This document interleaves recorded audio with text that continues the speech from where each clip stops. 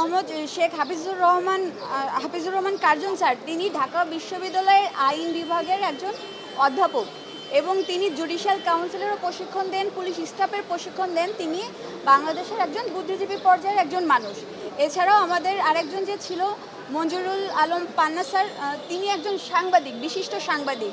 আজ আমরা কোর্টে এটাই সাবমিশন করেছি যে আজকে এই স্বাধীন বাংলাদেশে একজন মুক্তিযোদ্ধা, একজন সাংবাদিক, একজন বিশিষ্ট অধ্যাপক, ঢাকা বিশ্ববিদ্যালয়ের আইন বিভাগের অধ্যাপক সহ আরও অন্যান্য সম্মানিত ব্যক্তিবর্গ, তাদের সাথে ওপেনে মব করা হলো এবং তাদেরকে লাঞ্ছিত করা হলো, তাদেরকে আঘাত করা হলো। যেখানে এই যে আঘাত করা হয়েছে তাদের সাথে, সেখানে মূলত ক্রিমিনাল অফেন্স হয়েছে তাদের সাথে 325, 323 এগুলো হয়েছে তাদের সাথে, তাদের মানহানি হয়েছে এবং যেখানে তারা ভিকটিম হয়েছে অথচ তাদেরকেই আবার কোর্টে এনে গ্রেপ্তার দেখানো হচ্ছে, তাও আবার সন্ত্রাস বিরোধী আইনে। তারা কোনো ধরনের সন্ত্রাসমূলক কোনো কার্যক্রম করে নাই। বর্তমান বাংলাদেশের পরিস্থিতি এমন যে কেউ যদি মুক্তিযুদ্ধ নিয়ে কথা বলে তাহলে তারা ফ্যাসিস্টের দোসর হয়ে যায়, তারা ফ্যাসিস্ট হয়ে যায়। কারোর কোনো এখন বাক স্বাধীনতা নেই। বাংলাদেশের যে কনস্টিটিউশন, সেই কনস্টিটিউশনের 39 ধারা অনুযায়ী এই বাংলাদেশে এখন স্বাধীনভাবে মত প্রকাশের কোনো সুযোগ নেই।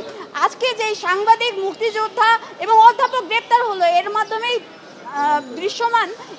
দৃশ্যমান যে এই দেশে এখন সাকসেসফুলি মব ভায়োলেন্স চলছে এবং সেটা রাষ্ট্রীয় দায়ভার এর জন্য নিতে হবে। কারণ এটা তাদেরকে যেহেতু গ্রেপ্তার করে রাষ্ট্রীয় আইনের সদর্পণ করা হয়েছে, এ থেকে প্রতিমান হয় যে এর সাথে বর্তমান সরকারের এই দায়ভারটা নেওয়া লাগবে।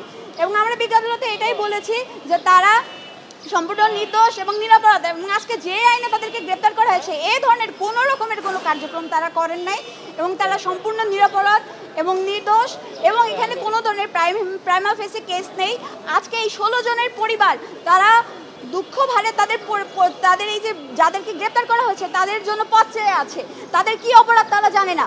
তারা তাদের যে মতামত একটি স্বাধীন রাষ্ট্রে সেটাই পেশ করেছে, অথচ তাদের কাছে গ্রেপ্তার করা হলো এবং ন্যায় বিচার ছাড়াই তাদেরকে আবার জেল হাজতেও প্রেরণ করা হলো।